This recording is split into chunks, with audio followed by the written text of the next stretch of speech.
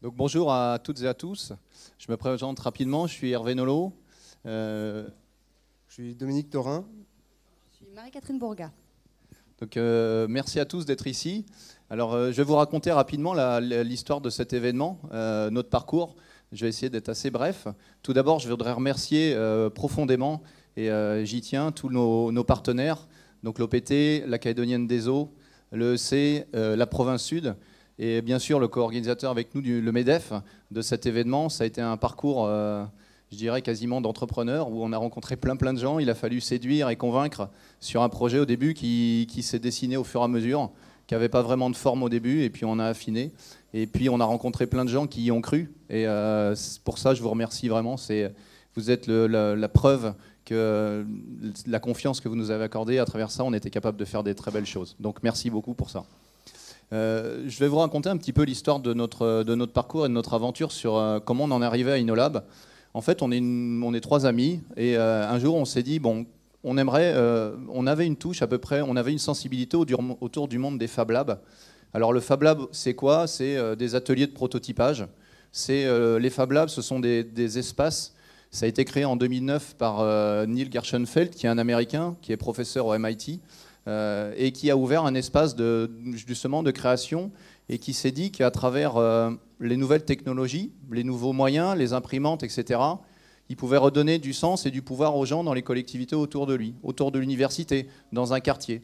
Et donc grâce à cette idée je dirais un peu de génie, je ne vais pas trop détailler parce qu'on vous en parlera un peu plus tard, mais il a recréé du lien social. Et nous, on s'est dit, nous trois, on s'est dit, quelle forme pourrait avoir un Fab Lab en Calédonie? À quoi ça pourrait ressembler? Et puis, on a eu la démarche de se dire, soit on ouvre quelque chose à Ducos, ça c'est classique, on va prendre un dock, on va mettre des imprimantes dedans, une CNC, une machine à fraiser, à imprimer, et puis on verra ce que ça va donner.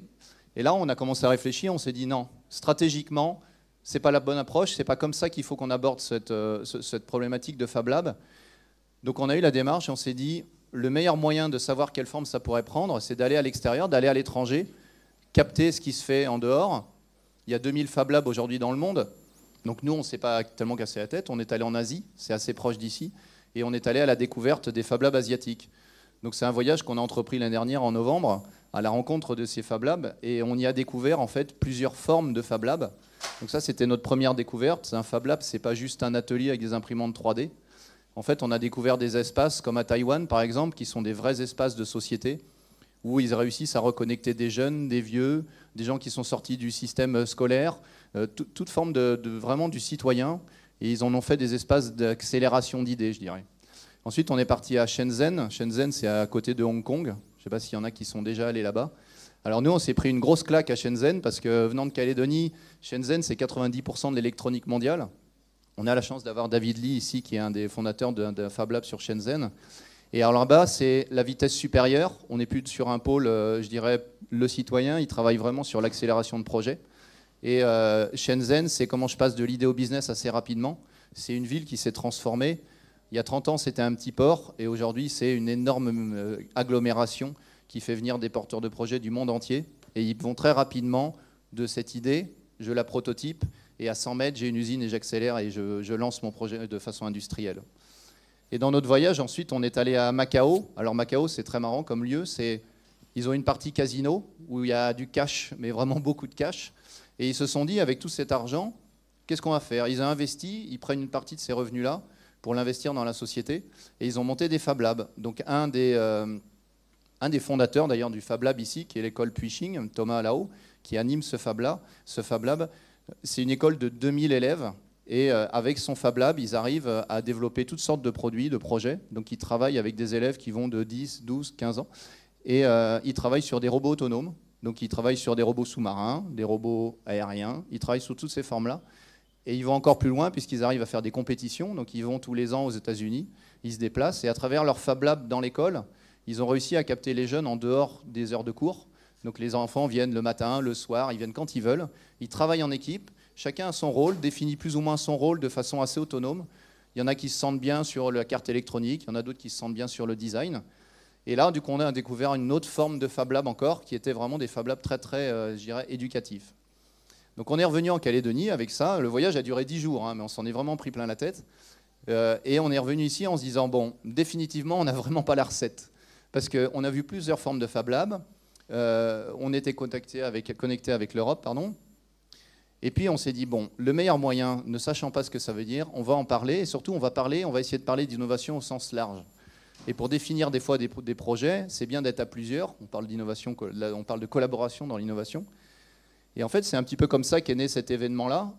Au tout début, quand on l'a présenté, c'était vraiment de dire comment on arrive à créer cet espace où vous êtes tous aujourd'hui ici, présents, pour venir justement ensemble entendre ce qui se fait à l'extérieur. Donc c'est les formats avec les conférences, les gens qui viennent de l'extérieur. Donc on a à la fois de métropole et à la fois d'Asie.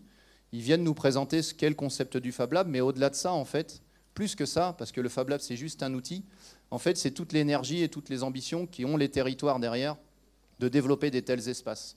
Recréer du lien social, redynamiser une économie, revoir au niveau système éducatif des fois trop classique, qui exclut certains enfants. Donc voilà, c'était un peu l'idée sur InnoLab, ça nous a pris plusieurs mois. Il y a des fois, pour tout vous dire, en fait, on est parti au Chili au mois d'août, assister à Fab 13, qui est la 13e conférence des Fab Labs. Alors là, c'est mondial, il y a tous les Fab Labs du monde entier. C'est vraiment une semaine où on voit vraiment l'explosion du réseau Fab Lab et toutes les ambitions qu'ont les territoires à travers ces Fab Labs-là. Et on est rentré et on n'avait pas encore réussi à lancer InnoLab. C'était très difficile parce que c'est normal, hein, c'est le parcours d'un porteur de projet. Je pense qu'ici, il y en a pas mal qui ont été peut-être confrontés à ça. Donc on s'est dit, bon, on ne peut pas le faire, ça ne marche pas. Donc on a connu un bas. Et puis après, il y a des gens qui se sont dit, non, mais il ne faut pas lâcher, ça va le faire, on va y arriver. Et puis après, on nous disait, mais vous n'avez pas assez de temps, c'est trop court.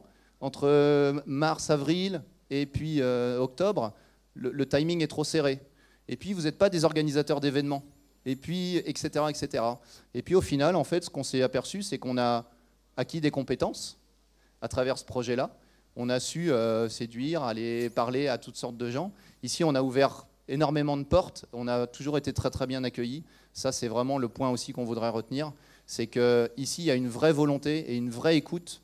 Et ça, c'est parmi les choses qui, moi, m'ont vraiment séduite là-dessus.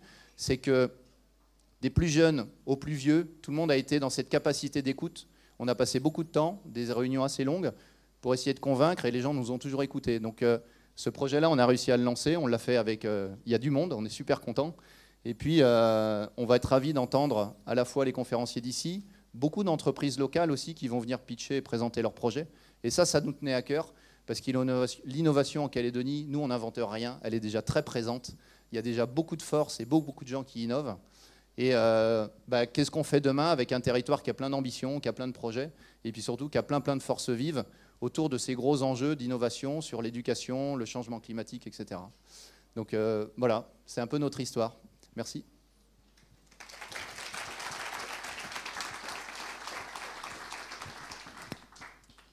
Merci. Je vais vous présenter un peu plus l'événement et le salon dans son ensemble au cours des 3 jours et ce qu'on va y découvrir. Donc, tout d'abord, on a divisé le salon en 3 journées. 3 journées avec des thématiques bien à elles. Donc, aujourd'hui, ça sera l'entrepreneuriat et la décentralisation régionale. Aujourd'hui, comment on va très vite de l'idée au business, comment on accélère tout ça, parce qu'on en a besoin. Je ne vais pas revenir sur ce qu'a dit Hervé. Et également sur le besoin de collaboration régionale, d'une économie qui est beaucoup plus ouverte et qui collabore dans sa région. Donc voilà, ça c'est le thème d'aujourd'hui. Demain, le thème portera davantage sur l'éducation, les nouveaux enjeux, les nouvelles méthodes, l'éducation des adultes, l'éducation des enfants, comment on se prépare demain à des métiers qui n'existent toujours pas. Voilà, tous ces enjeux-là. Et on clôturera le salon avec une journée sur les enjeux environnementaux et énergétiques, globaux, et en particulier du Pacifique et de la Nouvelle-Calédonie. Donc pour faire un peu une présentation du panel des intervenants qu'on a conviés pour l'événement. Donc tout d'abord, je tiens à vous informer, il y a un des intervenants qui ne sera pas disponible sur l'événement, c'est Ladji Toribao. Il a été hospitalisé, donc voilà, une petite pensée pour lui. Sur les autres intervenants, donc s'ils sont là, je vais les inviter à me rejoindre. Donc Tan Nguyen, donc française, parisienne, Voilà.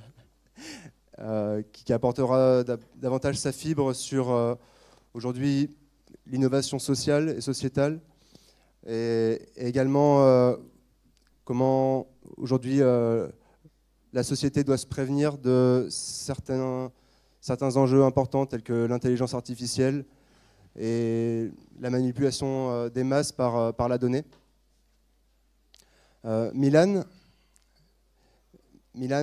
qui travaille à Octa Innovation, donc qui est une branche de l'Union européenne qui s'adresse davantage aux îles insulaires de l'ensemble du monde et qui essaie de favoriser l'innovation dans ces pays d'outre-mer. Gary Sigé, qui est là-bas. Bonjour Gary. L'un des fondateurs de l'usine IO, un énorme accélérateur de développement produit et un gros atelier de prototypage à Paris, qui nous racontera voilà, son parcours et qui animera la dernière table ronde de la journée. Nicolas Lassab, qui a fondé Artilect à Toulouse, qui est un membre très actif du réseau Fab Lab et qui organisera l'an prochain Fab 14, donc l'équivalent du Fab 13 qu'on a pu partager au Chili cette année. David Lee,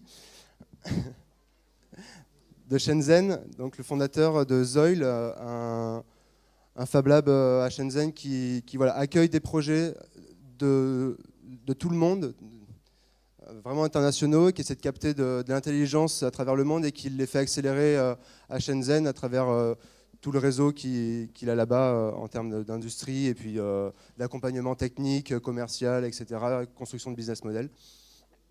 Voilà, il apportera toute expérience autour des écosystèmes d'innovation en Asie.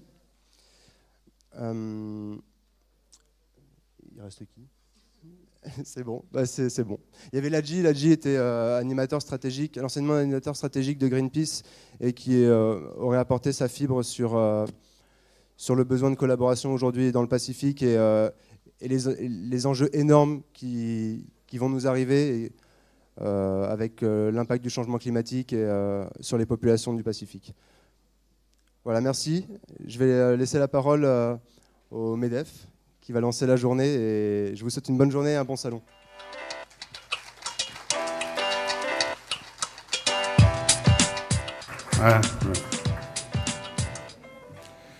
Bien, en tant que co-organisateur, on va vous dire un petit mot, ça ne sera pas trop long, on le fera à deux, avec Catherine, parité oblige.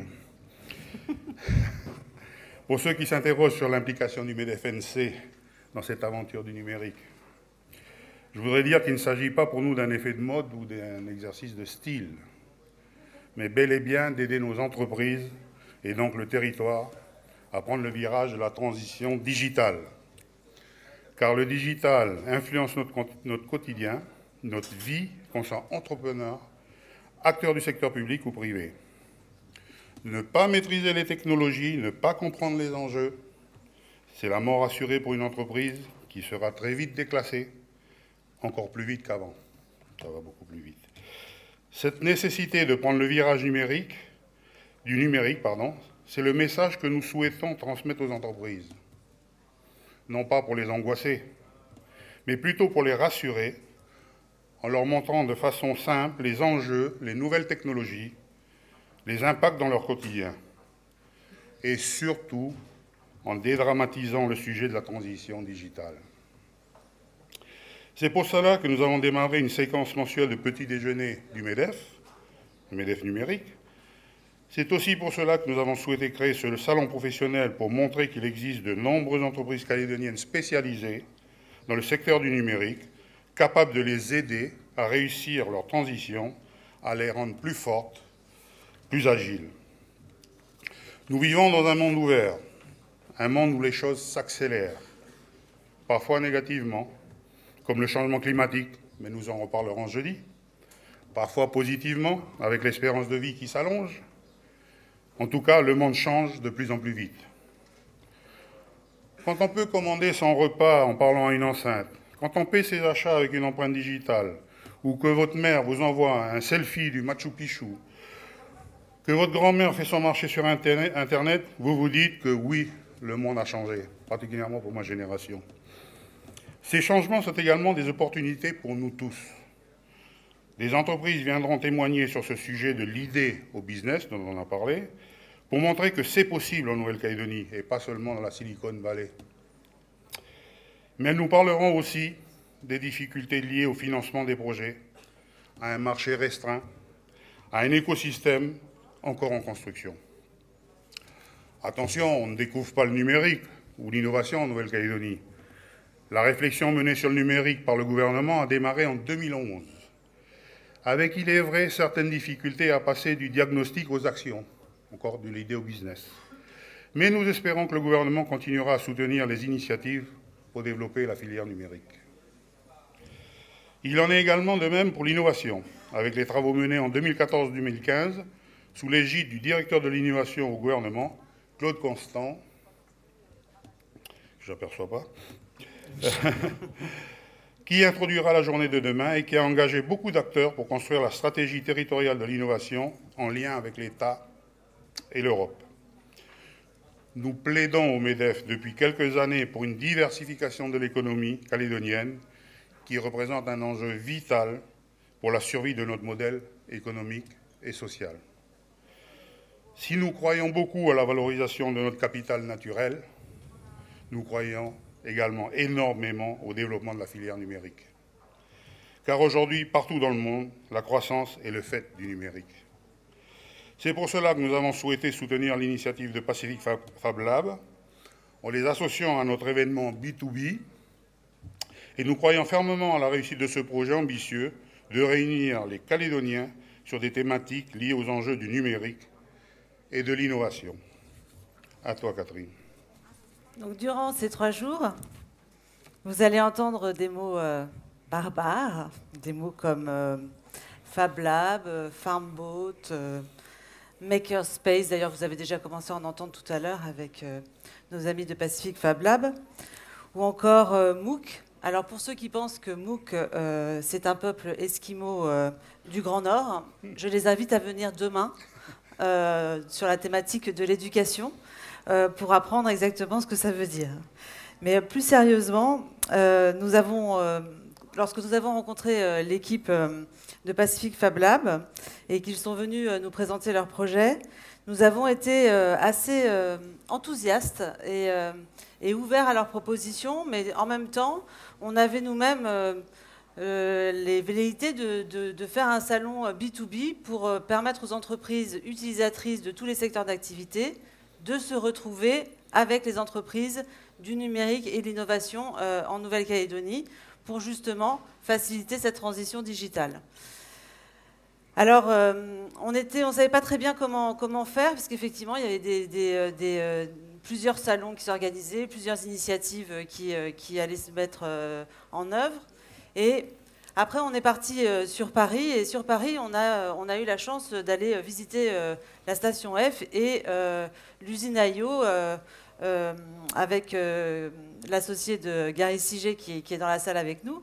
Et quand on est rentré, on s'est dit, finalement, c'est fort possible de faire un salon qui réunisse les deux initiatives, parler à la fois de l'innovation, parce qu'on s'aperçoit aussi que l'innovation est très largement liée aussi au digital, et permettre aux entreprises de rencontrer les acteurs du numérique et de s'inspirer en fait tous au travers de conférences, au travers de la réalité, au travers d'espaces différents et de s'enrichir mutuellement par l'extérieur et à l'intérieur, et de voir aussi qu'en Nouvelle-Calédonie, finalement, on n'a pas du tout à rougir de nos compétences.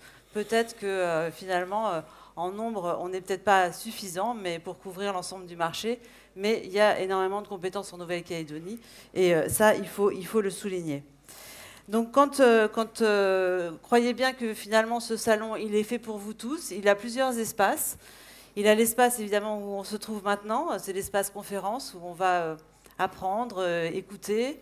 On a l'espace qui est juste à côté de l'Expo Lab, avec des entreprises qui ont pris un stand pour vous présenter leur savoir-faire, leurs projets. Et on a l'espace également du Business Lab, qui en fait va être l'espace où on va se retrouver sur des temps d'échange, de pause, où on espère que nos conférenciers viendront aussi prendre un petit café, etc., discuter ensemble. Et bien sûr, on a l'espace sur la terrasse, le mini Fab Lab, où là, on peut voir des éléments concrets de ce que c'est qu'un Fab Lab, mais évidemment en miniature, parce qu'on n'a qu'une terrasse pour accueillir l'ensemble de ces outils nécessaires à la création des Fab Labs. Donc, inspirez-vous, profitez-en, échangez entre vous et profitez de cet événement qu'on organise avec nos co-organisateurs. Nous souhaitons évidemment remercier le gouvernement de la Nouvelle-Calédonie qui est partenaire sur cet événement, qui nous a aidés à financer ce projet de salon, de même que nos petits déjeuners sur la transition digitale. Calédonia TV qui est avec nous et qui filmera l'ensemble des conférences en français, ce qui permettra à l'ensemble des Calédoniens de pouvoir profiter de ce qui se dit aujourd'hui et demain et après-demain autour de cet événement. Et puis les Nouvelles Calédoniennes qui nous ont permis de faire un peu plus de publicité et d'informer plus largement de l'événement. Et bien sûr aussi, je voudrais remercier l'ensemble des entreprises qui travaillent avec nous sur le club MEDEF Calédonie Numérique, qui nous aident à construire les petits déjeuners du MEDEF pour faciliter l'introduction du digital dans les entreprises et qui sont avec nous et qui seront avec nous soit sous forme de stand, soit dans l'espace Business Lab pour venir vous accueillir pour les entreprises utilisatrices qui souhaitent s'inspirer ou en savoir davantage. Je remercie bien sûr nos équipes internes au MEDEF qui se sont beaucoup investies depuis qu'on a donné le là en disant que ça y est, on y allait, c'est-à-dire il n'y a pas très très longtemps finalement, et qui se sont beaucoup investis pour faire de cette réussite, de cet événement une réussite. Et puis un petit clin d'œil quand même pour nos amis qui ont aidé à construire ce salon, un salon 100% calédonien, avec la décoration qui est réalisée par Serical, un clin d'œil tout particulier à l'agence Push & Pull qui a organisé l'ensemble de la logistique avec nous et qui l'ensemble de la charte graphique de l'événement. C'est quand même assez réussi, donc je voulais les en remercier. Et puis bien sûr, la petite agence, vous avez vu des totems qu'on a devant, qui ont réalisé des films spéciaux. C'est aussi une entreprise calédonienne. Et puis, le son et la lumière, avec l'entreprise d'animation du Pacifique.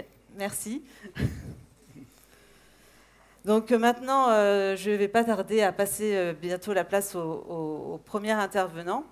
Place à l'innovation, donc avec Milan Jezik von Gesnek, qui connaît bien la Nouvelle-Calédonie. Milan, en tout cas, merci d'avoir accepté de remplacer au pied levé Ladji Toribo, qui est malheureusement souffrant. Alors, qu'est-ce que l'innovation?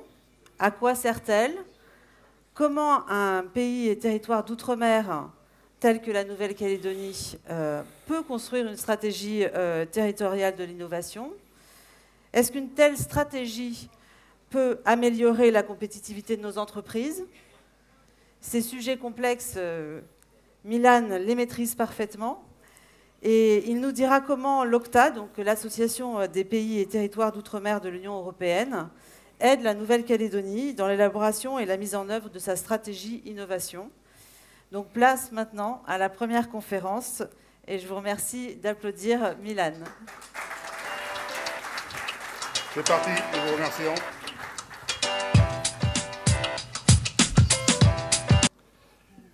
Bonjour, merci beaucoup pour m'avoir ici. Je suis très fier que je peux être ici, que je suis invité à organisateur. Merci et pour votre intérêt et merci beaucoup pour le gouvernement pour m'inviter et accepter ici. Je vais essayer de parler en français et toujours nous pouvons switch à anglais dans le cas où quelque chose ne marche pas. Octa, c'est association de PTOM et ça couvre 25 PTOM dans le monde. Et 4 Pacifique et l'autre en Atlantique Sud et Nord et Caraïbes. Caraïbes est plus populaire, population. Commission européenne, comme première, il faut dire dans ces 25 PTOM, mais Nouvelle-Calédonie était initiateur de demander de Commission européenne financer projets dans l'innovation. Dans quelle manière faire construire le futur avec innovation dans construire et faire plus durable l'économie du pays. C'était vraiment comme plus durable l'économie. Et la Commission européenne a donné pour le 10e FED 5 millions d'euros pour travailler, pour le financement de notre travail. Et c'est intéressant que c'était un projet basé à Bruxelles avec la Commission européenne, mais avec deux parties qui sont comme assistance technique et avec fonds pour financement de projets pilotes. Et c'est intéressant particulièrement comme approche, avoir les deux, avoir ces assistants techniques sur base de demande de chaque PTOM et avoir une possibilité sur l'implémentation d'idées avec projet pilote. Et c'est pour croissance durable. C'est le but d'avoir innovation, n'importe pas quel type, quel niveau, mais avoir vraiment pour implémentation dans le monde économique.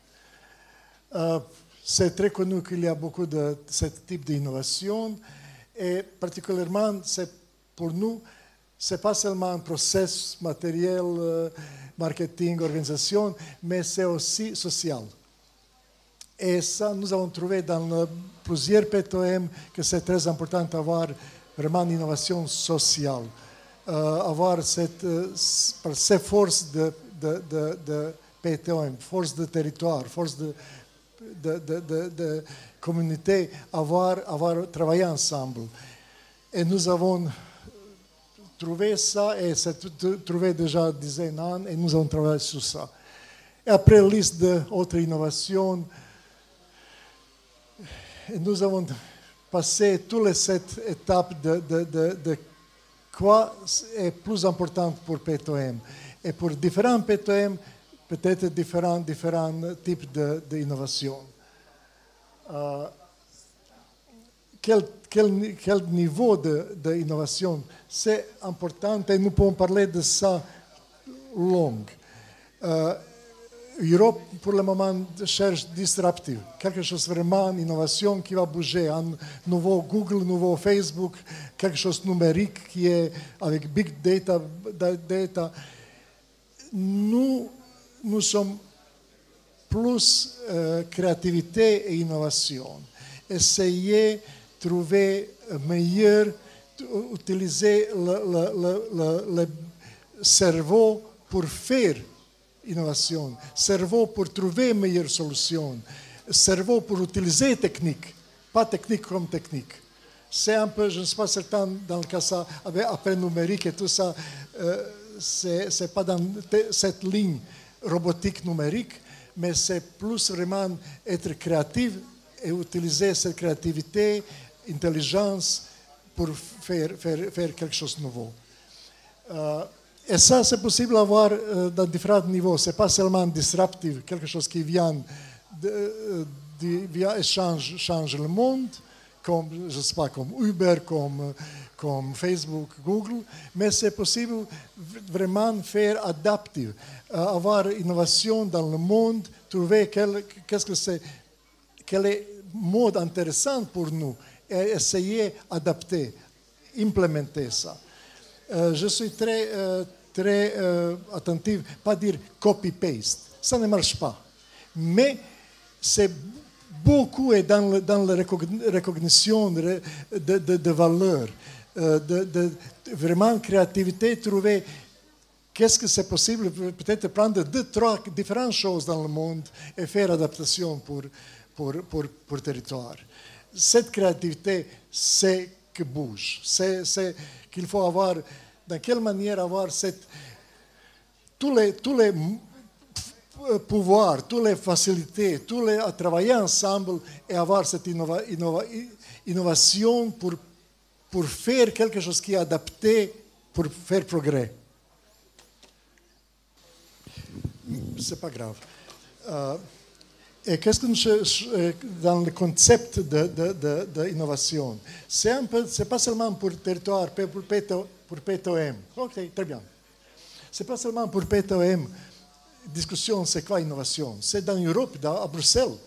C'est grand, énorme travail en cherchant dans quelle manière move forward, dans quelle manière travailler, dans quelle manière bouger. Et pourquoi? Parce que c'est beaucoup dans cette disruptive, dans cette unicorn. Trouver quelque chose que l'Europe va faire, et c'est toujours avec science. Faire science, recherche, et sur base de ça, avoir innovation. C'est vraiment comme science pushed. So science qui fait quelque chose et essayer ça implémenter. C'est vraiment dans cette très linéaire. Mais maintenant, c'est pas plus, c'est beaucoup changé il y a déjà 10 ans, 15 ans, peut-être avec le nouvel siècle, c'est changé plus market, plus besoin. Et c'est côté gauche que c'est doing, using, interacting. C'est vraiment voir besoin de marché et sur base de ça développer quelque chose.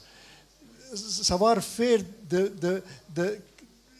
avoir connaissance et réagir de demande, être réactif sur demande de marché.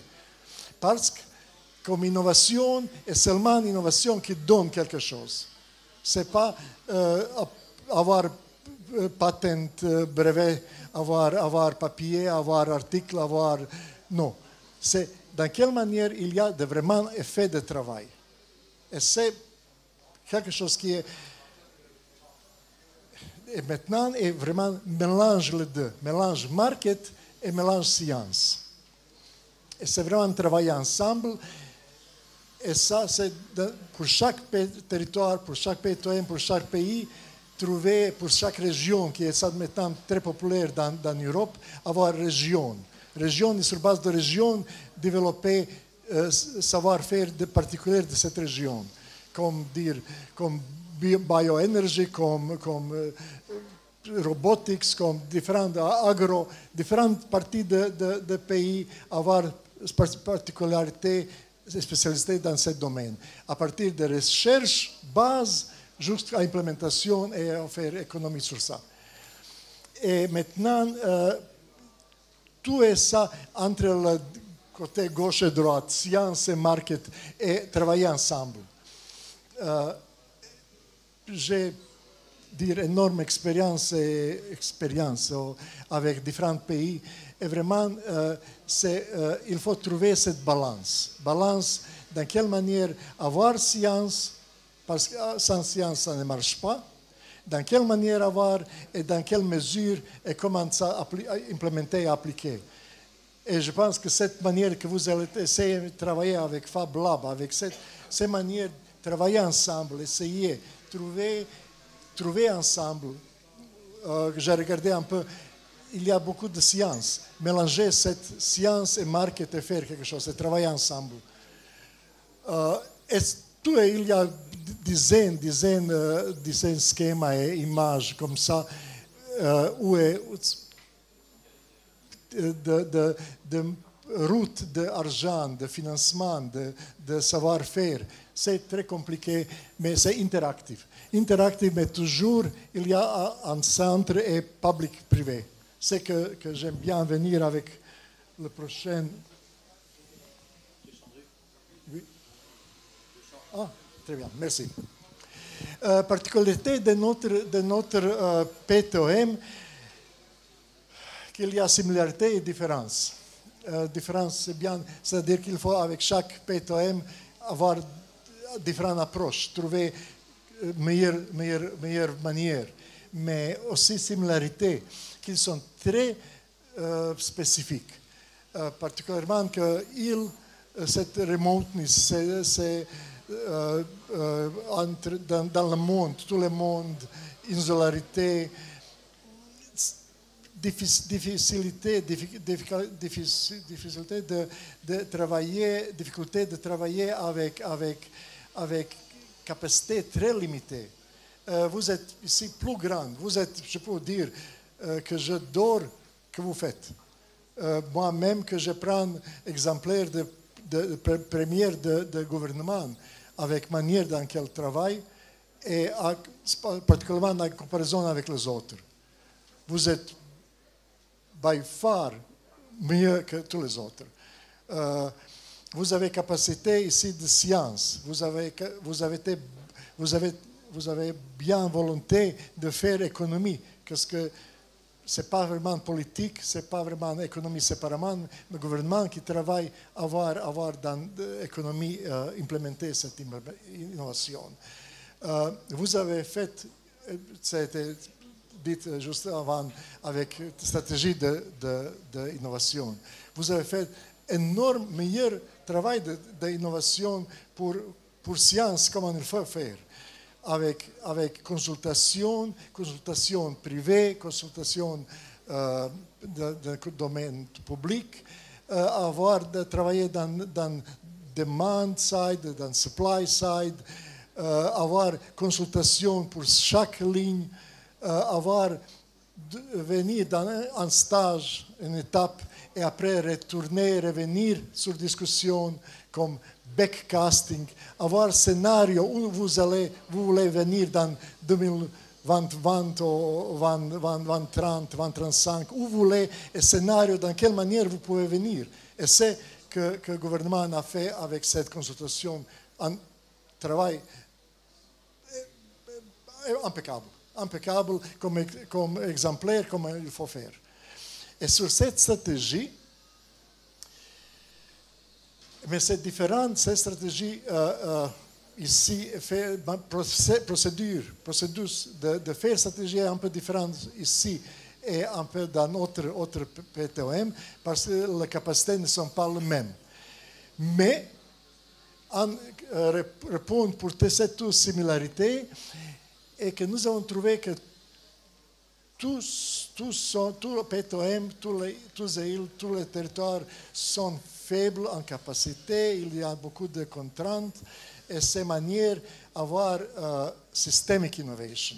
C'est-à-dire il y a des systématiques problématiques,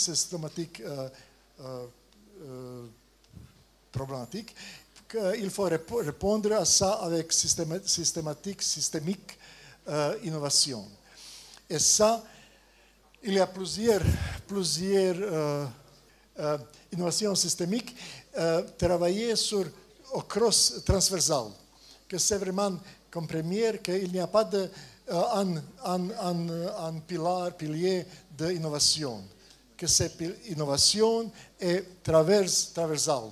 Tous les domaines, il faut implémenter innovation. C'est une chose qui est comme première conclusion que nous avons faite pour tous les PTOM. Ce n'est pas innovation dans le numérique, innovation dans l'agriculture. C'est innovation, il faut across tout le secteur transversal. Maintenant, la question est, oui, transversale, mais nous sommes bien dans le tourisme, ou dans la finance, ou dans un domaine. Et nous sommes très faibles dans l'autre. Non, il faut faire dans chaque domaine, dans tous les domaines où vous êtes bien ou pas bien, il faut améliorer. Dans le domaine où vous êtes très bien, vous avez une position de leader mondial dans cette niche, il faut être mieux que vous restez. Dans le cas où vous êtes faible, il faut améliorer.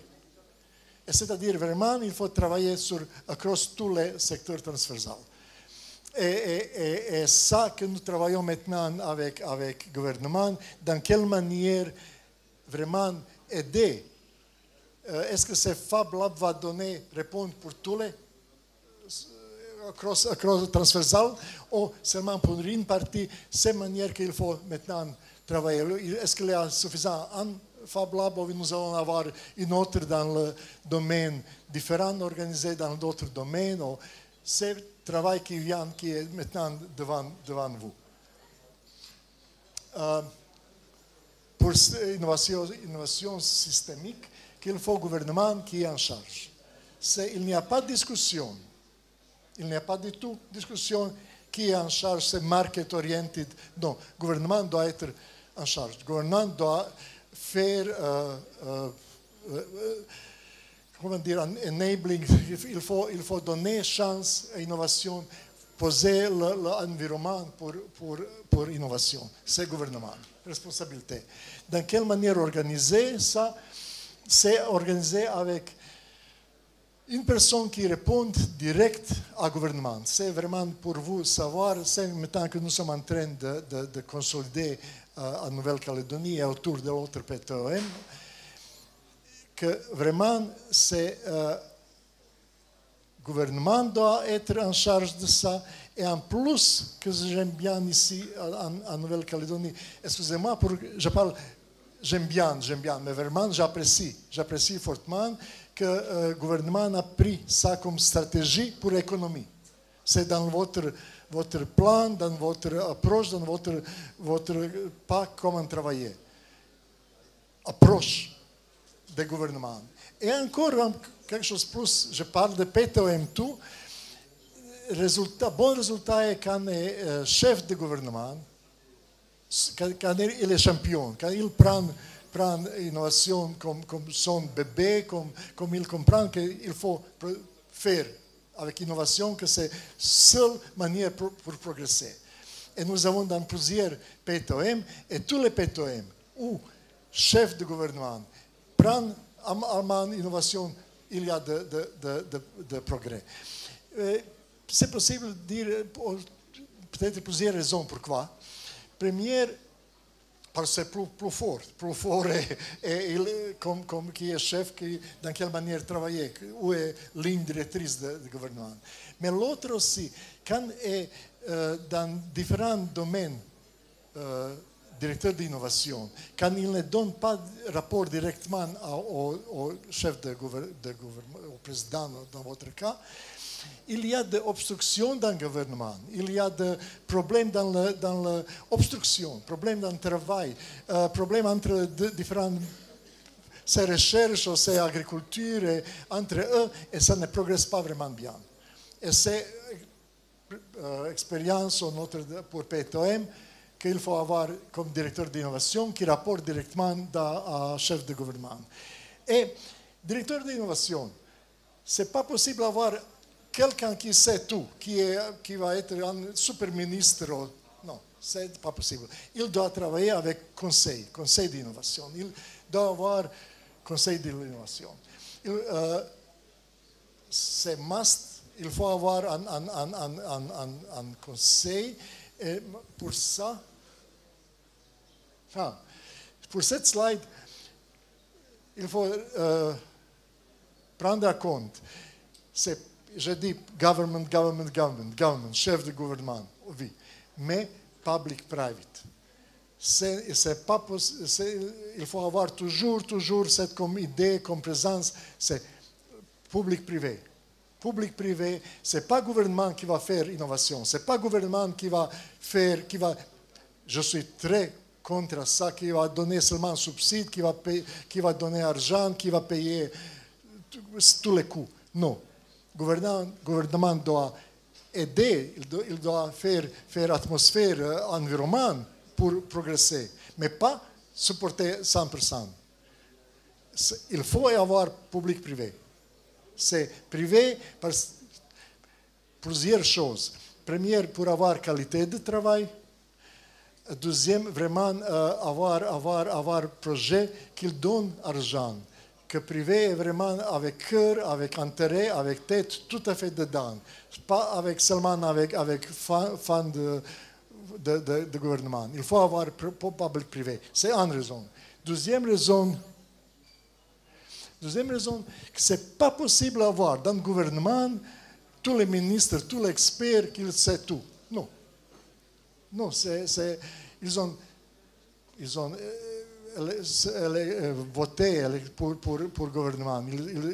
Ils appliquent ça, ils font propositions de loi, de régulation, mais beaucoup de savoir-faire est privé. Beaucoup est privé. Plus que moitié de vraiment savoir-faire, connaissance, drive, c'est privé. Et privé, et maintenant je viens dans le conseil d'innovation, pas seulement un conseil d'innovation qui va être un instrument, un conseil qui travaille entre eux. Il faut un conseil qui fait public-privé, mais pour chaque partie, chaque domaine de travail. Ici, économie verte, je ne sais pas, je ne vois pas éducation, mais juste agriculture, numérique. Qu'est-ce que vous voulez? Dites, toujours, il faut avoir comme un atelier, comme un groupe de travail dans différents domaines. Et c'est encore public-privé pour différents domaines. Et c'est manière qu'il faut suivre ensemble et pour chaque domaine. Je peux donner, je peux parler plus long, je vais essayer de faire plus court. Mais il y a excellente expérience avec ce type de travail où il y a des ateliers de travail, working groups pour différents domaines, avec meilleur peuple, meilleur expert dans le territoire. Ces manières. Et pas avoir comme payé, comme per diem, comme fille, comme... Non. C'est pour faire pour le territoire. C'est plaisir, c'est reconnaissance, c'est une meilleure manière de pousser son idée à être travaillé ensemble.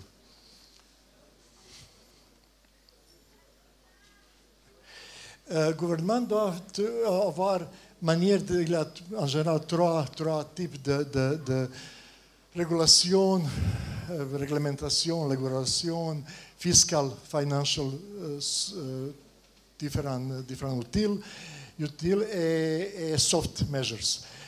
Et le gouvernement doit poser ça, mais ce n'est pas vraiment quelque chose pour tous les dire, pour PTM, pour tous les territoires, c'est la même chose. Non.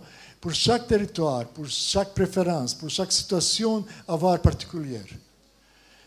Et il faut développer. Maintenant, nous sommes en train de travailler et voir quelle est la meilleure pratique dans le monde, dans certains domaines, dans certains cas, avec cette expertise, avec cette faiblesse, comment appliquer ça. Décider pour faire ça, et pas fixer comme ça, mais avec public-privé. Voir vraiment est-ce que ça marche bien. Parce qu'il y a beaucoup spécialement utiles dans la fiscalité et finance, qui donnent préférence qui n'est pas vraiment vraie préférence. Qui est dire, il n'y a pas de paiement de taxes. C'est pour start-up, c'est pas vraiment avantage. Ils n'ont pas d'argent, ils travaillent. Il ne paye taxes. Ça n'est pas vraiment. Et il faut trouver faire fine-tuning, trouver meilleure action pour certains, pour notre territoire. OK. Après. Nous avons trouvé que ce plus grand problème dans tout le PTOM est l'éducation, capacity building, capacité, avoir apprentissage. Comment faire ça? Comment faire avec problème d'asile qu'ils sont limités, avec problème de voyage, problème de tous les problèmes. Dans quelle manière avoir une constante amélioration, un constant développement de capacité. Et pour ça, nous avons développé, ou nous sommes en train de développer une particulière manière de travail avec 3 piliers. Et c'est 3 piliers comme mixed learning. Un mélange de face à face, mélange avec e-learning, c'est-à-dire avec Internet. Et troisième, apprentissage en faisant. Et ça, nous avons trouvé comme meilleure praxe et que ça peut être, c'est aussi adulte, c'est aussi pour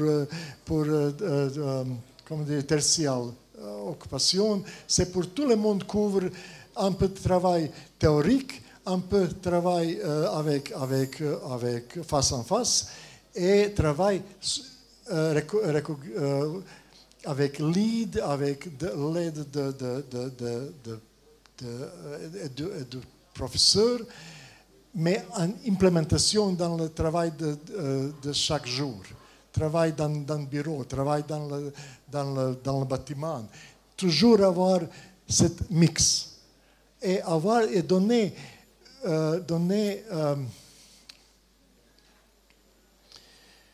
engagement et reconnaissance de son travail.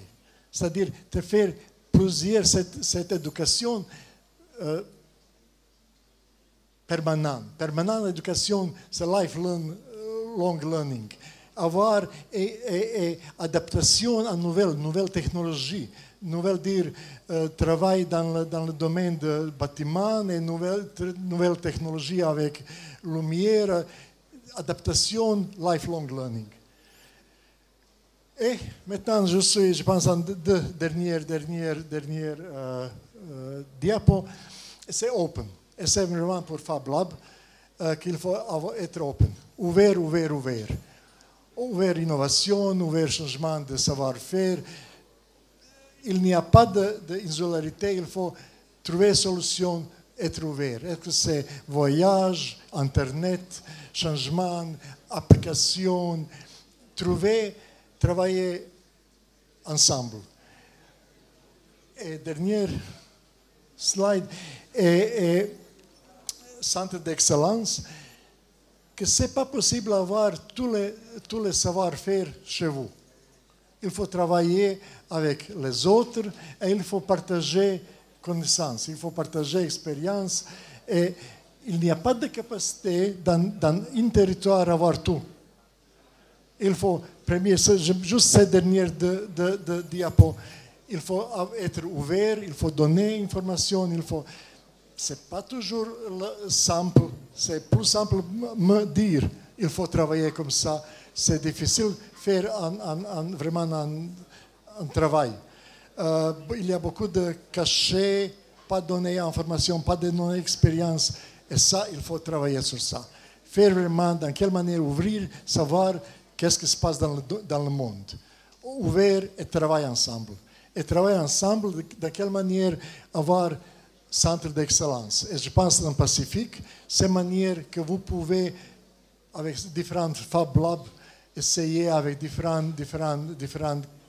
dans différents domaines, comme dans l'éducation, être centre d'excellence en éducation, ou être centre d'excellence dans le domaine de technologie verte ou bleue, mais c'est avoir biodiversité, ressources, c'est avoir comme centre d'excellence différents territoires de différents territoires du Pacifique. Excusez-moi pour mon français, c'est première. Mais je préfère parler avec vous en français qu'en anglais. Mais j'aime bien parler après aussi. Merci.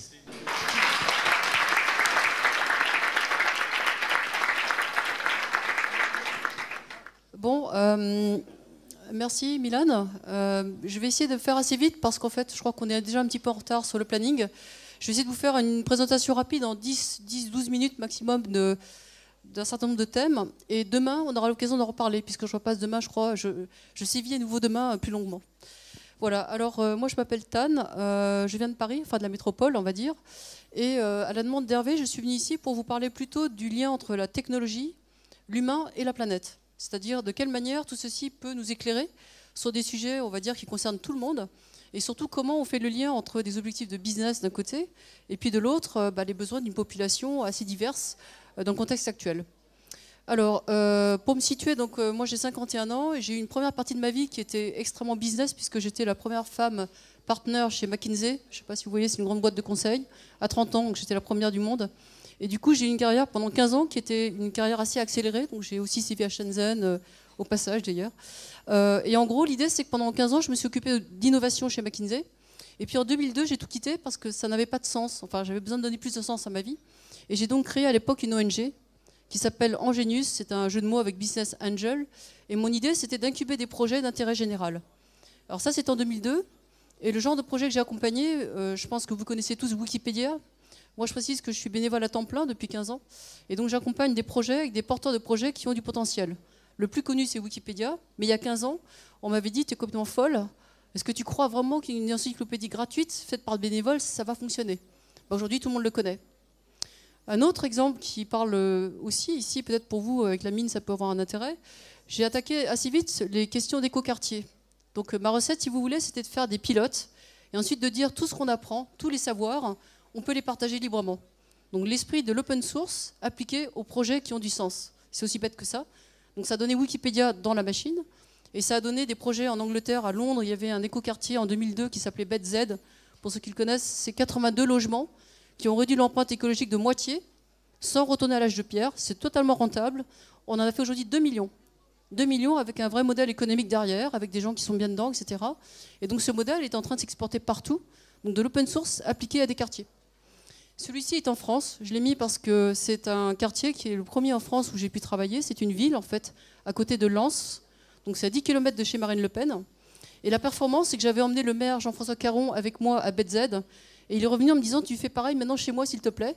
Et donc on a commencé en 2003. À l'époque, on est passé par toutes les procédures. Donc on a monté des projets pilotes. Et donc 7500 habitants. Et vous avez ici une ville qui est devenue vraiment le démonstrateur, d'ailleurs le premier démonstrateur ADEME de France, sur les enjeux de développement durable. Et ce qui est intéressant, c'est qu'ici, on a 7500 habitants qui sont tous rentrés dans la démarche. Pour la petite histoire, le maire, en 2008, a fait, je crois, 82,1% en premier tour. Et en 2014, il a fait 100%. Et il y a plus de gens qui sont venus voter la deuxième fois que la première. Et là, c'est plus de la politique, c'est autre chose. Et donc là-dedans, vous avez tous les éléments de développement durable. On peut détailler tout ça. Donc j'ai emmené beaucoup de chercheurs avec moi pour écrire ce que j'appelle le code source. Le code source, c'est la recette. C'est comment on fait pour que les gens s'approprient ce qui est dedans. C'est des recettes de cuisine, mais un petit peu plus compliquées quand il s'agit de l'ADEME, de la DRIR ou du SGAR, etc. Donc tous les aspects de territoire, on les a mis en place dans cette machine-là. Aujourd'hui, ce truc a été classé à l'UNESCO. On a des visiteurs qui viennent de Chine, de Johannesburg, du Brésil. Et on a organisé d'ailleurs avec Jeremy Rifkin, le tout premier projet pilote en France a été fait ici. Donc là, simplement, c'est l'open source. Donc l'intérêt, c'est que tout ce qui a été fait là peut servir ici. Et on a en plus un vrai témoignage à côté des mines. Quand je suis intervenue à la chambre de commerce jeudi, c'était intéressant, il y avait quelqu'un qui connaissait Los Angeles qui était dans la salle et qui m'a dit, mais est-ce que c'est quelqu'un qui bosse sur l'armée, je ne sais plus comment on appelle ce truc-là, l'insertion, le SMA, voilà. Et il est venu me parler en me disant, je connais très bien cette ville, qu'est-ce qu'on peut faire? Et moi, je sais que Jean-François Caron, qui est donc le maire qui a fait ça, il serait ravi de venir ici si on lui donne l'opportunité de venir polliniser. Parce que pour la petite histoire, on dit que je pollinise comme une abeille, c'est-à-dire quand on donne les savoirs librement, c'est ce que font les abeilles. Voilà, donc ça c'est un exemple. Ensuite, ça s'est pas arrêté là. Alors la suivante, s'il te plaît, voilà, merci. J'ai ensuite repris la même recette, cette fois-ci appliquée aux biens de consommation. Là, on n'a pas le temps, mais si vous voulez, demain, on en parlera. Vous avez à droite un truc qui était beaucoup présenté au TEDx. C'est quelqu'un qui a fait la même chose avec les 40 équipements les plus importants aujourd'hui. Les tracteurs. Il fabrique un tracteur en 6 jours pour le 10e du goût. Donc ça coûte genre 10 000 € au lieu de 100 et quelques. Voilà. Et tout ça, c'est fait comme les Fab Labs. On en parlera tout à l'heure, donc je ne vais pas déflorer le sujet. Sauf que nous, on a commencé ça il y a presque 10 ans. Et aujourd'hui, il y en a partout en Afrique, il y en a en Asie. Moi, j'ai ouvert les premiers Fab Labs au Vietnam. Et aujourd'hui, les gamins, ils bidouillent absolument tout. On aura peut-être demain l'occasion d'en parler. Je pense que demain, je parlerai de ce qu'on fait dans l'éducation et dans la science avec François Tadei, avec le Centre de recherche interdisciplinaire. Et nous, aujourd'hui, on fabrique des choses qui travaillent sur le cancer, sur l'autisme, avec une simple application sur un smartphone et une lentille électronique de 15 €. Vous avez l'équivalent d'un microscope qui vaut 250 000 €. Et derrière, on l'a envoyé à Jakarta, dans les pays pauvres. Et avec ça, on peut voir exactement ce qu'il y a dans le sang de quelqu'un qui a la fièvre. Donc ça, ce sont des business qui fonctionnent et qui apportent beaucoup de valeur ajoutée. Donc ça, c'est le principe. c'est l'open source pour apporter plus de bien sans limitation, je dirais, d'usage. Suivante, s'il te plaît. Alors voilà, ça c'est l'autre raison, l'autre chose qui fait qu'on est là aujourd'hui. Donc vous voyez là, il y a un petit crapaud, le crapaud fou. Vous voyez, sur la tête, il a un déboucheur pour déboucher l'horizon. Donc c'est moi qui l'ai dessiné. Et l'idée, c'est que il y a 1 an à peu près, donc le monsieur qui est là, vous devez le connaître, c'est Cédric Villani. C'est la médaille Fields 2010, c'est comme un prix Nobel de mathématiques. Moi, je le connais depuis un certain nombre d'années et on a fait plein de projets, étonnamment, dans les ONG. Là, on est avec un projet avec des autistes. C'est un enfant qui est handicapé, autiste et en fait polyhandicapé. On a fait plus de 1000 ateliers. Ce que vous avez là, c'est une machine électronique qui fait de la musique. Et avec ça, on fait des protocoles de recherche sur le cerveau des enfants quand ils jouent, pour voir l'état de flux, quand ils sortent de leur état je dirais, un peu végétatif. Je disais à certains d'entre vous, on est en train d'attaquer ça maintenant avec les apnéistes, d'où l'intérêt de le faire ici. Moi, j'ai toute une série de copains, on fait de l'apnée profonde, on descend pour moi, je m'arrête à 40 mètres, mais eux, ils descendent à 120 mètres. Et on observe sur leur cerveau des choses phénoménales. Et tout ça, on peut l'apprendre.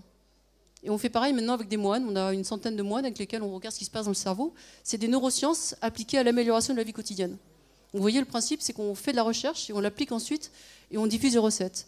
Donc Cédric, l'année dernière, en octobre, me dit, voilà, on discute et on se dit, mais ça bouge pas assez vite, qu'est-ce qu'on peut faire? La COP 21, tout ça, ça n'a pas suffi. Bon. Et donc, en bon mathématicien, il me dit, l'équation est mal posée. Il me dit, en fait, il faut faire de telle façon que les gens se disent, chacun, c'est mon problème et je peux faire quelque chose. Et donc, j'ai écrit un bouquin, là, j'ai malheureusement plus de copies avec moi ici, mais si Santan en a une, mais j'en ai d'autres qui vont sortir en métropole et on va les diffuser assez vite. Ça s'appelle le manifeste du crapaud fou. Et l'idée, c'est qu'on s'est dit, il faut que monsieur et madame tout le monde comprennent qu'ils peuvent être acteurs. C'est ce qu'on a fait ce matin avec des gens qui sont venus nous voir. C'est l'idée qu'il y a plein de choses simples, et je vais vous dire un peu comment on fait, pour qu'ils puissent se saisir de leur futur. Et donc, avec Cédric, on est parti au départ sur un tsunami. Je pense que c'est la slide suivante. L'idée du tsunami, vous voyez bien la planète, tout ça, bon, tout ce qui ne va pas. Sauf que là, l'horizon de temps s'est raccourci, puisqu'aujourd'hui, on parle de catastrophe et d'effondrement en 2025. C'est ce que dit l'AFD. Et quand on prend ce que disent les chercheurs de Stanford, on est dans un horizon de 2025 à 2050. Et c'est clair qu'on ne va pas attendre 2025 pour se saisir du problème. Donc il faut accélérer. Donc au départ, moi je parle là-dessus avec Cédric, on se dit on va faire un manifeste avec les solutions face au tsunami planétaire. Et très vite, on s'est rendu compte qu'il y avait autre chose. La deuxième chose sur laquelle on est tombé, c'est que si vous regardez octobre, élection américaine, Trump est élu. Que s'est-il passé? Et là, donc, en prenant tous mes réseaux mondiaux, on s'est rendu compte qu'il y avait eu une énorme campagne de falsification des faits, etc., etc., et que c'était assez facile aujourd'hui de vraiment guider les gens dans les votes. J'expliquerai ça demain. Comment, avec un peu de big data, on peut vraiment faire voter les gens dans des choses dont ils ne voient même pas que ce n'est pas ce qu'ils voulaient. Ça, c'est la deuxième chose. Donc, le deuxième, je dirais, tsunami, c'était le tsunami, le cancer planétaire de l'esprit. Le troisième, c'est ce que j'appelle, je crois que c'est la slide suivante. Ça, c'est le fake news, donc on va passer rapidement. Voilà. La troisième, c'était l'invasion de la technologie. Et David Lee, qui vient après moi, vous parlera du fait qu'il y a trop de technologie aujourd'hui, au sens où il y a beaucoup trop de technologie, on ne sait plus quoi choisir. Là, je vous ai mis une analyse qui montre qu'en 2000, en moyenne, on restait attentif pendant 12 secondes sur un sujet. Aujourd'hui, on est à 8 secondes. Un poisson rouge, c'est 9 secondes. Donc ça veut dire qu'on est en train de perdre des capacités. Donc si vous reliez avec ce qu'on fait avec les apnéistes, etc., on voit bien qu'il y a une question de pratique et d'usage. Donc bombarder les gens davantage de techno sans avoir la capacité de travailler avec, ça peut être absolument désastreux. Donc là-dessus, Cédric étant ce qu'il est, le manifeste, j'ai oublié de vous dire que l'idée, c'était simplement, Cédric là-haut a accès au prix Nobel, il était avec le pape, il était avec 80 chercheurs l'année dernière en train de faire des gros travaux de recherche, donc vraiment au-dessus, je dirais, de tout intérêt partisan. Et puis moi, de l'autre côté, j'emmène les Wikipédia et tous ces gens-là, les Los Angeles et tout. Et l'idée, c'était de raccrocher les deux pour aller plus vite. Et on s'était dit, je lui ai dit, je te file un défi, on va pas se donner 10 ans, on n'a que 18 mois. On sait que Uber, ça a pris 5 ans pour faire une licorne. Aujourd'hui, on dit 18 mois, c'est ce que dit Station F. Hein, et je pense qu'on peut aller beaucoup plus vite. Tout l'enjeu, c'est de récupérer les porteurs de projets qui ont envie de faire quelque chose et de les accélérer. Donc voilà un petit peu la recette du manifeste du crapaud fou. C'est de trouver des gens qui sont à un certain niveau, les prix Nobel, les scientifiques, on a des grosses fondations, on a des fortunes aussi, hein, je ne dirais pas lesquelles qui nous accompagnent, et des grosses corporates aussi. Et derrière, moi, mon enjeu, c'est de trouver des jeunes de 18 à 30 ans pour les accélérer là-dedans, pour qu'eux-mêmes soient les game changers. Et on a toutes les méthodes derrière. Donc, pour résumer et passer à autre chose maintenant, maintenant peut-être le point par rapport à ici. Comme vous l'avez compris, depuis 15 ans, j'ai accéléré pas mal de monde. Et l'enjeu maintenant, c'était, en venant ici, on s'est dit, mais il y a quelque chose de spécial, d'ailleurs ça n'a pas arrêté d'arriver depuis 10 jours, je suis ici, enfin une semaine, c'est qu'il y a un réservoir de diversité, donc biodiversité, de diversité culturelle, une diversité de situations, il y a absolument un espèce de, je ne sais pas, j'appelle ça un vortex, il y a une telle convergence de possibilités et de choses qui restent à peut-être définir. Je me suis dit, mais c'est l'endroit idéal pour expérimenter tout ça, avec les crapauds fous, et d'aller un cran plus vite. Parce que du coup, Paris est quand même assez loin, donc on a peut-être un peu moins de contraintes pour certaines choses. De l'autre côté, on a l'Asie-Pacifique, avec tous ces gens qui moulinent plein de choses à Taipei, Shenzhen, etc. Et donc Hervé et son équipe ont ramené ces personnes ici. Et moi, je vois très bien comment là-dedans, je peux faire accélérer des choses avec des jeunes. Des jeunes qu'on met ensuite avec 18, 20 ans, 25 ans, et ainsi de suite, jusqu'en haut. C'est vraiment cette idée-là qu'on voudrait faire passer.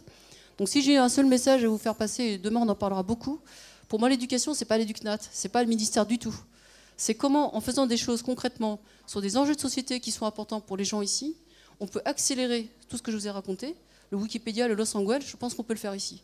Sauf que là, on a en plus l'océan, on a le FabBoat, dont vous parlerez certainement, et puis plein d'autres choses.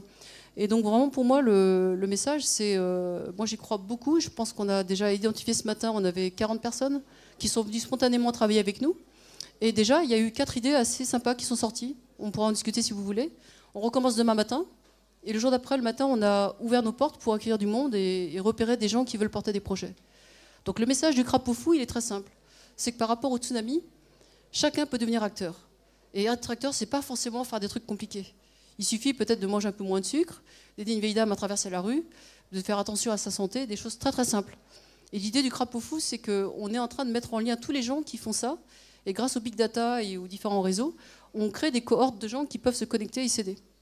Donc c'est vraiment cette idée d'entraide au-delà du territoire, mais avec peut-être ici un endroit d'expérimentation un peu plus condensé et peut-être plus... je pense que vous avez une faille dans le temps dont on peut profiter maintenant. Voilà.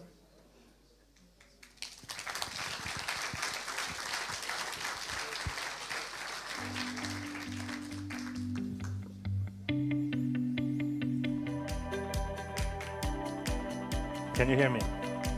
Good.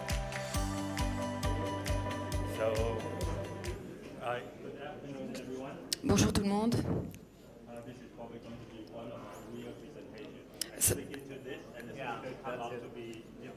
Ah oui, ça va être traduit en français, donc ça va être une de mes présentations les plus étranges.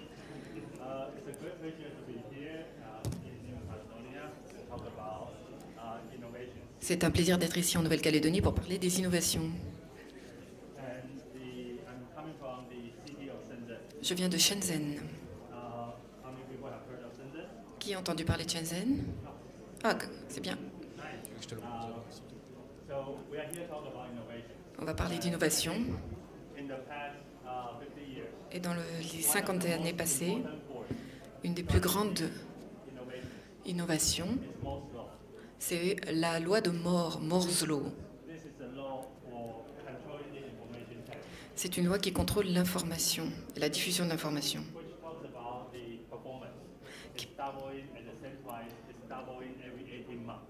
Une performance qui doit changer tous les 18 mois.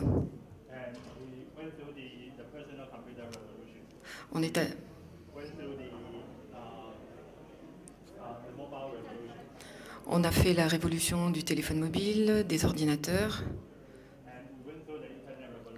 la révolution d'Internet.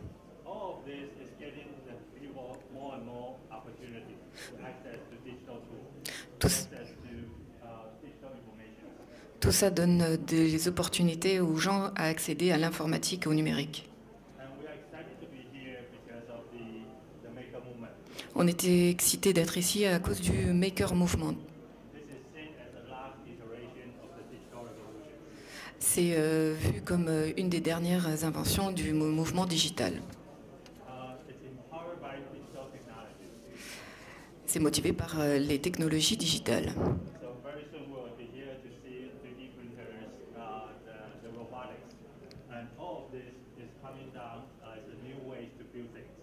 C'est une nouvelle façon de construire des choses, surtout dans le robotique.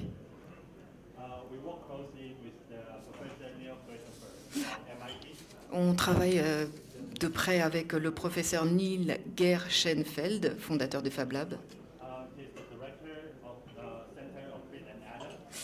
Il est directeur du centre du MIT dans le Massachusetts et le fondateur du FabLab Network, du réseau FabLab.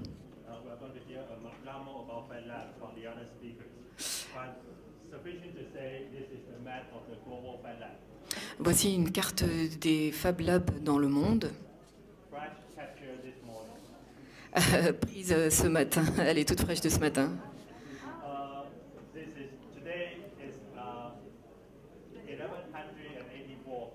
Aujourd'hui, il y a 1184 FabLabs dans le monde. Et tout ça a été construit dans les 10 dernières années.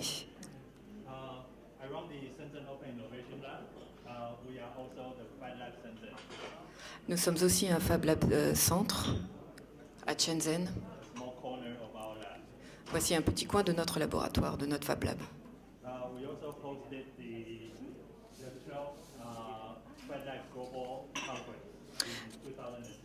En 2016, on a été hôte de la conférence des 12 Fab Labs mondiaux.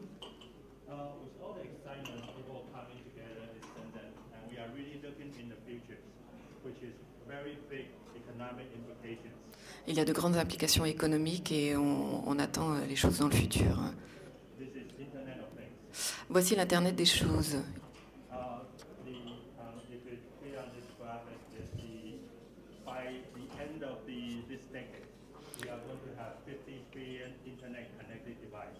Par la fin de cette ère, nous allons avoir, par 2020-2025, plus de 50 billions d'objets connectés à Internet. Aujourd'hui, on est à 5 billions.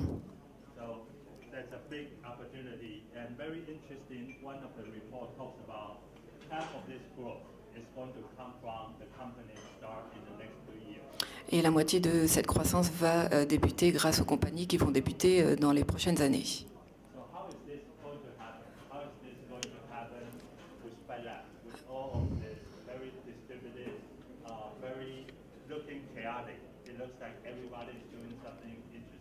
Alors comment est-ce que ça va arriver avec ces Fab Labs qui ont l'air tellement chaotiques, ou là où tout le monde a l'air de faire des choses intéressantes? Et comment ça va s'organiser?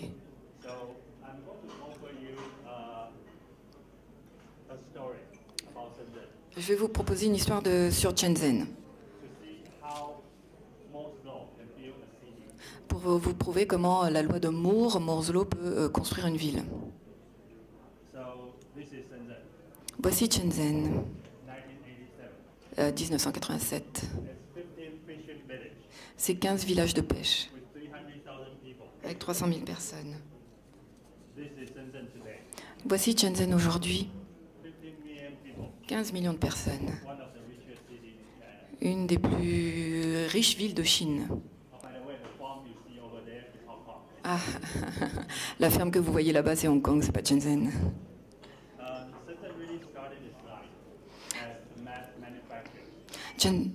Shenzhen a débuté sa vie en tant que masse producteur.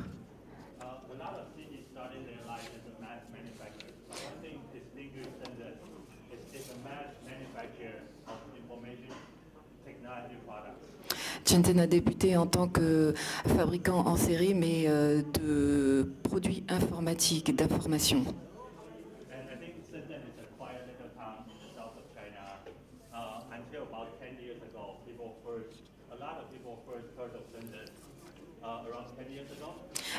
Les gens ont entendu parler de Shenzhen il y a à peu près 10 ans. Ils pensaient que c'était une petite ville très tranquille.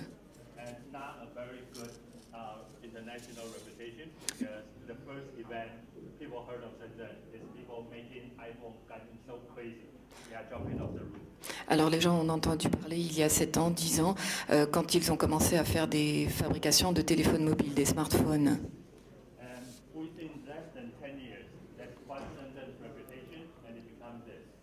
La réputation de Shenzhen a changé. Dans les 10 dernières années, voici ce qu'elle est devenue, la Silicon Valley du hardware.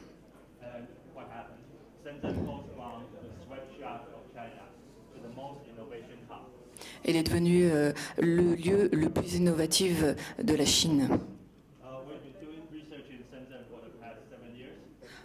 On a fait des recherches depuis les 7 dernières années à Shenzhen. Ça n'a pas changé.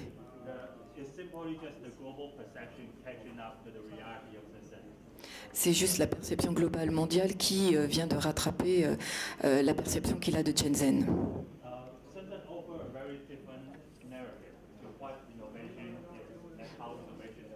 Shenzhen vous propose un discours complètement différent de ce qu'est l'innovation.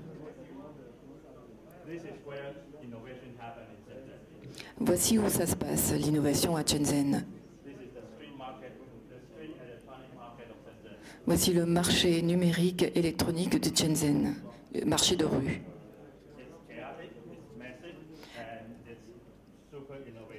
C'est chaotique, c'est désorganisé, mais c'est super innovatif.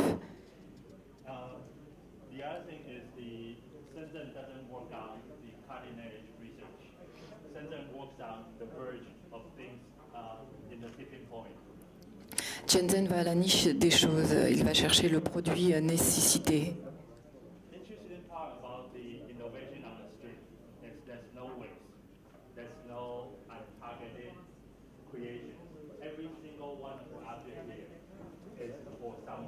Chaque objet ici a été créé pour quelqu'un. Chaque objet a une raison d'être.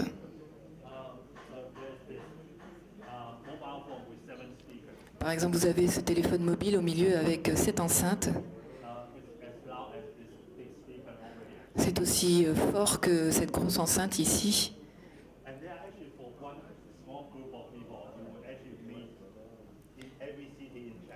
Et dans chaque ville de Chine, vous allez rencontrer un groupe de gens qui a ce téléphone mobile, un certain groupe de gens, ceux qui travaillent sur les chantiers pour avoir de la musique.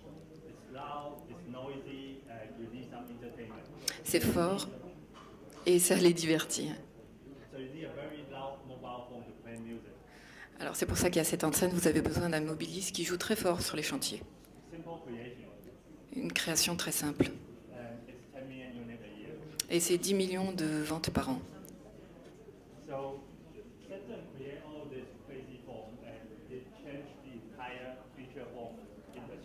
Alors ils ont créé toutes sortes de téléphones mobiles qui a changé l'industrie du téléphone mobile.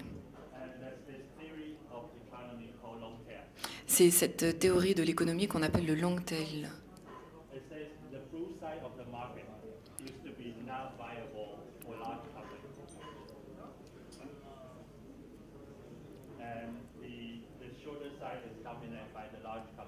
Les grandes compagnies ont, on appelle ça les short head, et les petites compagnies les long tail.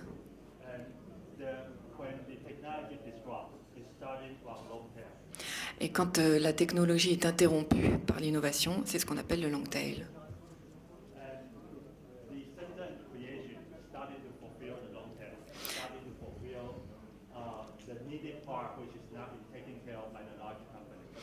Et le long tail, donc Shenzhen, a commencé à combler ce vide que les grandes compagnies ne comblaient pas, donc la création rapide des objets que voulaient les personnes. L'interruption dans le processus long tail est très puissant. Et c'est inattendu.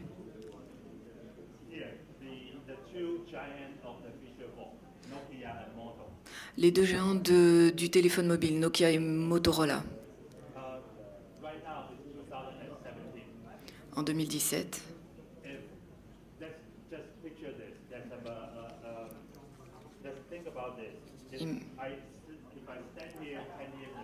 Si je vous avais dit il y a 10 ans, en 2007, et si je vous avais prédit que dans 10 ans Nokia serait en faillite, que Motorola aussi ne serait plus dans la course dans 10 ans, je pense qu'on m'aurait jeté à la mer.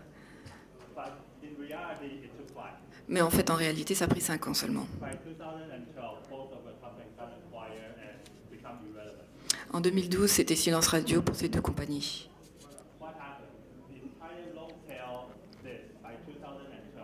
En 2012, que s'est-il passé? Eh bien, 300 millions de produits sur le modèle de long tail. C'est un quart de la production mondiale de téléphones mobiles. C'est le résultat de l'innovation de la rue, de ce que peut faire le long tail. Ça se passe maintenant aussi. La même force du système long tail dérange la production des smartphones.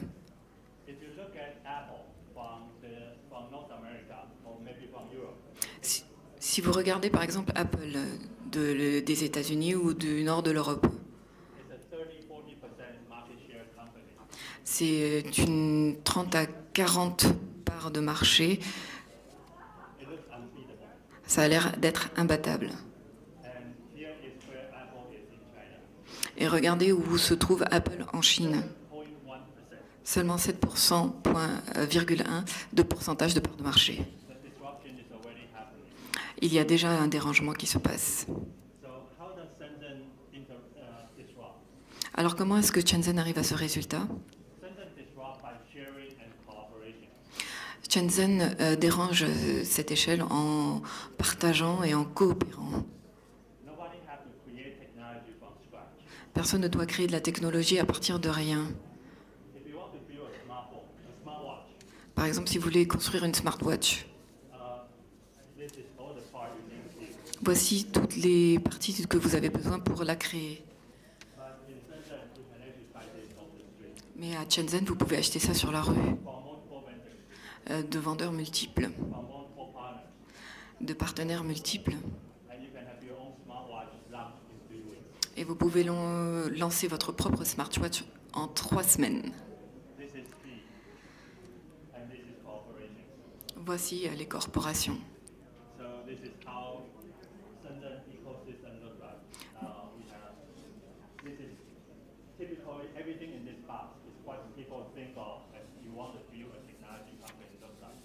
Voici à quoi ressemble l'écosystème de Shenzhen. Dans chaque boîte, il y a ce dont vous avez besoin pour créer.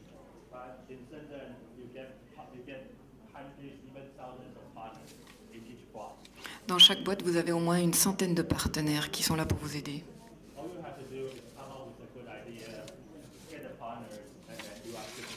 Il vous faut juste une bonne idée, trouver vos partenaires et après vous expédier.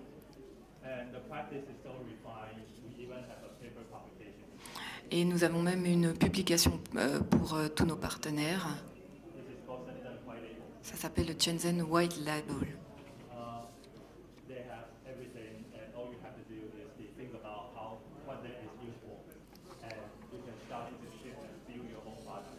Ils ont tout ce dont vous avez besoin pour construire ce que vous voulez et expédier vos produits.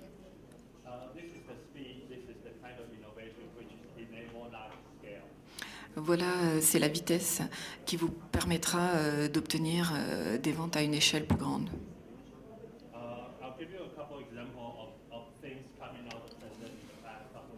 Voici quelques exemples de ce qui est sorti de Shenzhen les dernières années. Une de mes compagnies de téléphone mobile préférées, ça s'appelle Wiko. Qui a entendu parler de Wiko? Oui.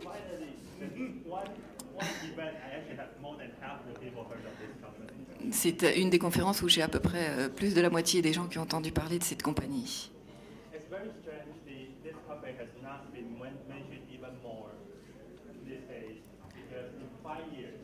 En 5 ans,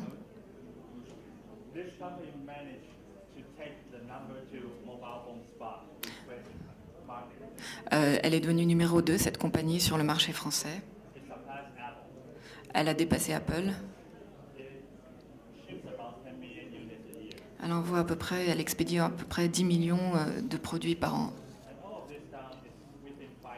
Et le tout en l'espace de 5 ans.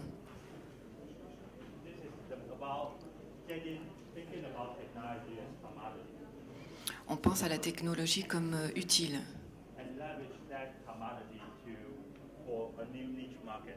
Et on envoie ces objets utiles sur des nouveaux marchés. Voici une autre compagnie de téléphone mobile qui s'appelle Tecno. Vous en avez entendu parler? Ok. Numéro 1 en Afrique. 100 millions d'unités par an. Ça, c'est un tiers de ce qu'expédie Apple.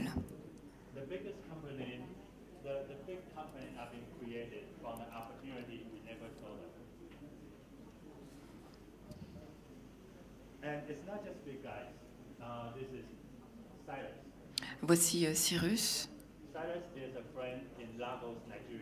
C'est un ami à Lagos, au Niger. Il travaillait pour IBM. Et à Lagos, il a démarré sa propre compagnie de téléphone mobile.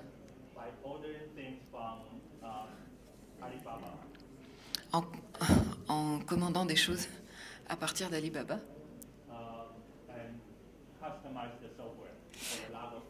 Et il a customisé son software pour le marché Lagos. Il a démarré sa compagnie avec $1000. Et maintenant, il envoie à peu près 10 000 unités partout dans le monde.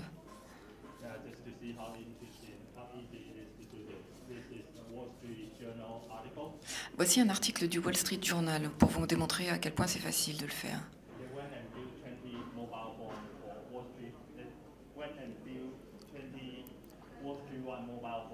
Ils ont été construire 20 000 téléphones mobiles pour Wall Street. Ça leur a coûté $17 chacun.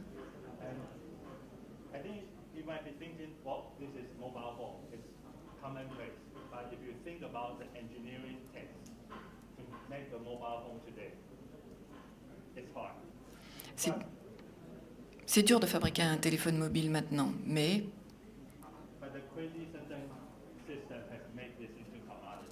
le système assez fou de Shenzhen a permis de faciliter les choses.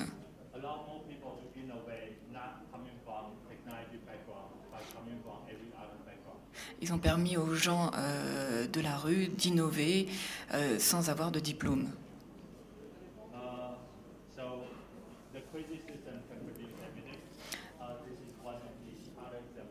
Ce système de fou peut produire tout ce qu'on veut. Voici un autre exemple. Qui c'est qui a essayé ce skateboard? Ça s'appelle un hoverboard.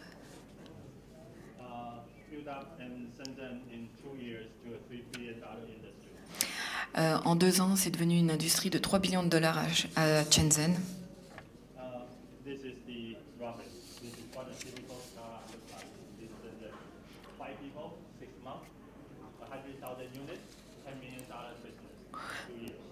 Voici un autre exemple, une équipe de 5 personnes a mini-PC un business de $10 millions en 1 an. Et cette opportunité n'est pas réservée juste aux Chinois.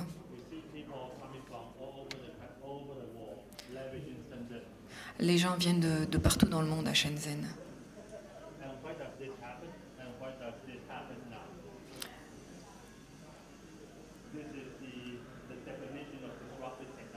Voici la définition de l'innovation disruptive.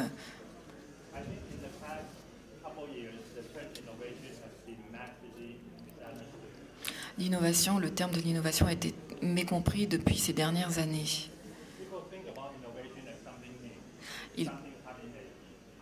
Ils pensent à l'innovation comme quelque chose qui doit être nouveau.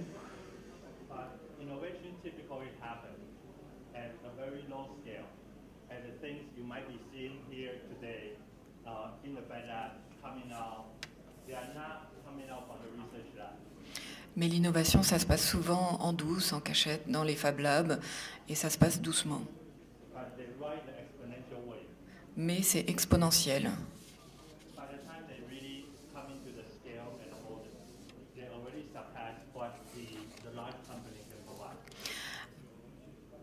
Ils surpassent souvent ce que peuvent créer les grandes compagnies. Et si on regarde ceci, c'est ce à quoi ressemble la loi de Moore.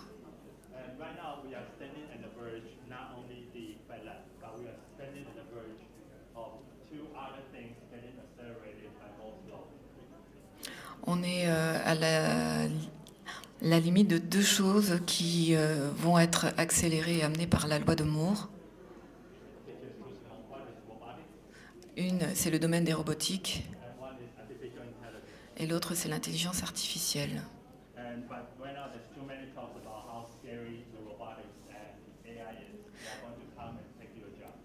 Maintenant, tout le monde a peur de l'intelligence artificielle et des robotiques, et vous avez peut-être peur qu'ils viennent prendre votre boulot.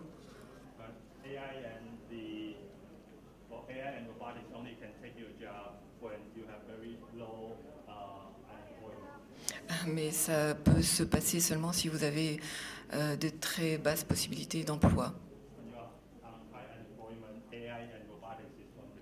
Au contraire, l'AI et les robotiques vont vous aider. Et ils ne font pas peur, regardez.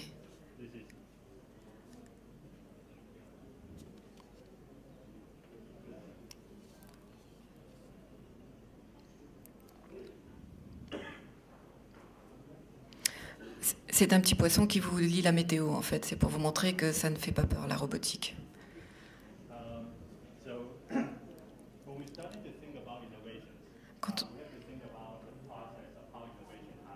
Alors, quel est le processus pour que l'innovation arrive? Ce n'est pas basé sur la recherche technique. L'innovation vient du fait qu'on reconnaît avoir un nouveau besoin. Et on a besoin de remplir ce besoin. Que ce soit local ou global.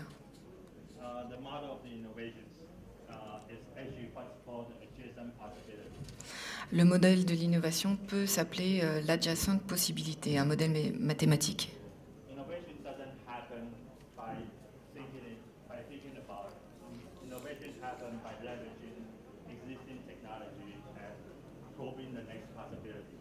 L'innovation arrive en explorant les technologies qui existent et en leur donnant de nouvelles possibilités.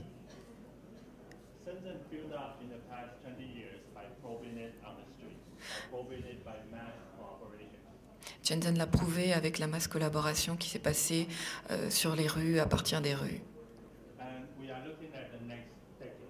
Et on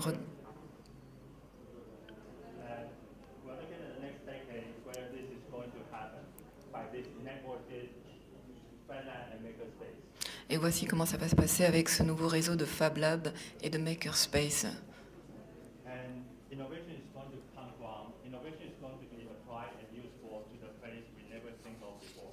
Et l'innovation va être utile à des endroits auxquels on n'aura jamais pensé avant.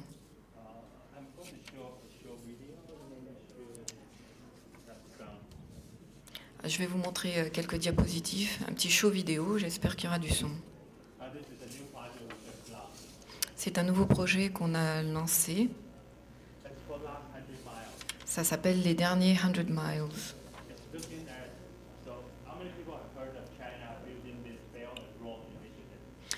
Qui c'est qui a entendu parler de la Chine qui veut monter un chemin de fer?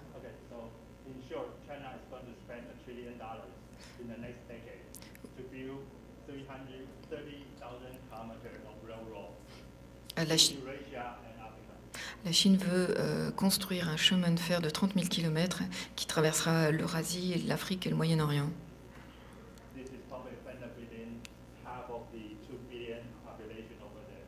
C'est pour le bénéfice des 2 billions de personnes qui habitent par là. Mais cet autre billion, alors, qu'est-ce qu'on en fait?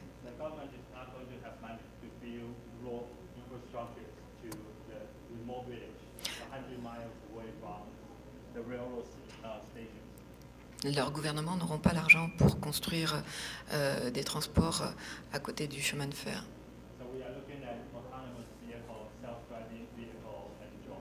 Alors on cherche à créer des véhicules autonomes pour traverser, pour emmener les marchandises dans ces pays ruraux.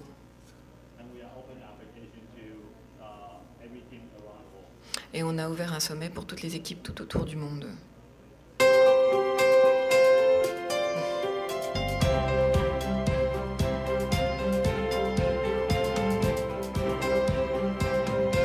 Voici le chemin de fer qui va se construire. Pendant les 5 à 10 prochaines années.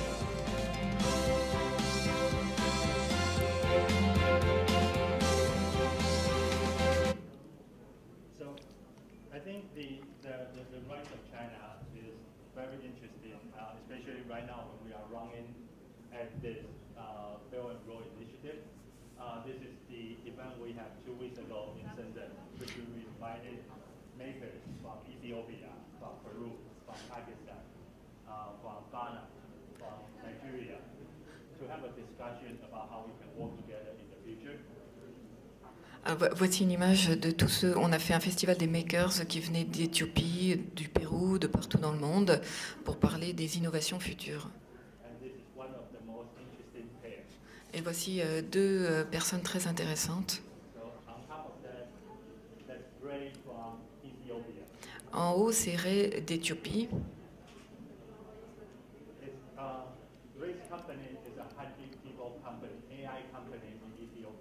C'est une compagnie d'intelligence artificielle d'une centaine de personnes en Éthiopie.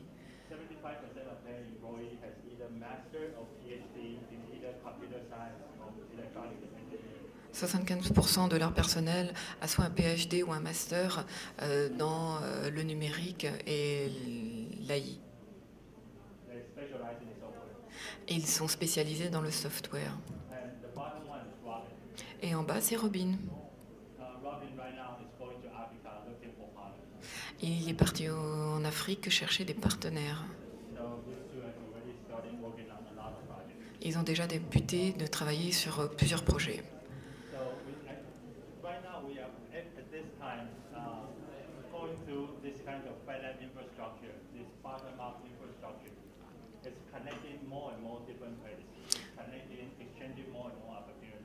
On échange et on connecte des opportunités et des gens à travers les Fab Labs.